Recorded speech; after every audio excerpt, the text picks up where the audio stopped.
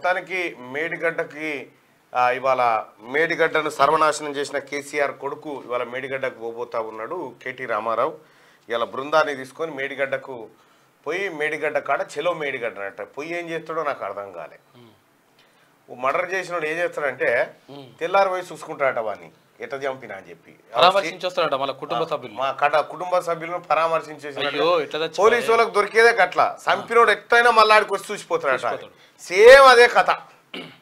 మేడిగడ్డను వీళ్ళు మేడిగడ్డను చంపిందే కేసీఆర్, కేటీఆర్, హరీష్ రావు, కవిత, సంతోష్ రావు.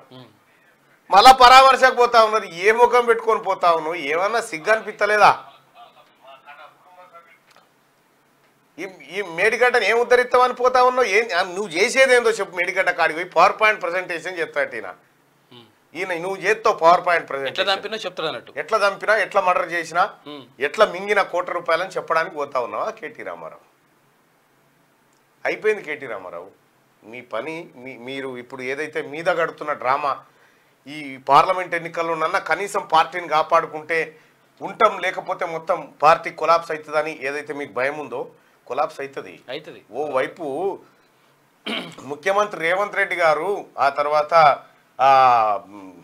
పొంగులేటి శ్రీనివాసరెడ్డి గారు క్లియర్గా చెప్తున్నారు నిన్ను ఒక్కటి గెలవనీయం ఈసారి బీఆర్ఎస్ పార్టీ, ఒక్క ఎంపీ సీటు కూడా గెలవనీయమని చెప్తా ఉన్నారు. ఇక కేటీ రామారావు సవాల్ ఏంటంటే, కేటీ రామారావు సవాల్ ఒకటే, ఏంది మల్కాజ్గిరి కాడ పోటీ చేద్దాం, అది నీ సిట్టింగ్ ఎంపీ స్థానం కాబట్టి నువ్వు సీఎం పదవికి, కొడంగల్ ఎమ్మెల్యే పదవికి రాజీనామా చేసి రా అని చెప్పి ముఖ్యమంత్రి రేవంత్ రెడ్డి గారికి సవాల్ వేస్తా ఉన్నాడు. ఈయన అంటే సిరిసిల్ల కాడ రాజీనామా చేసి ఇడికి వస్తాట. నేను ఒకటే మాట చెప్తా ఉన్నా, కేటీ రామారావు ఈ నీ హడావిడి, నీ కథ అంత ఏంది? 2 నెలల్లోనే కాంగ్రెస్ ప్రభుత్వం పైన వ్యతిరేకత వచ్చిందని చెప్తా ఉన్నావు కదా.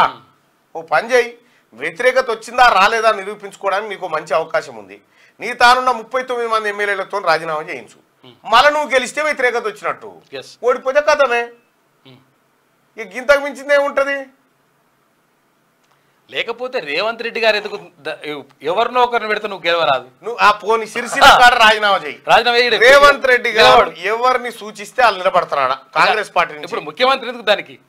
దానికి ముఖ్యమంత్రి ఎందుకు? ఎవరినో ఒకరిని పెడితే వాళ్ళని పెడతారు. ఎవరో ఒక క్యాండిడేట్ చూసి పెడతారు. రామా, నీ చూస్తే నోటుతో నవ్వుతలేరు జనం.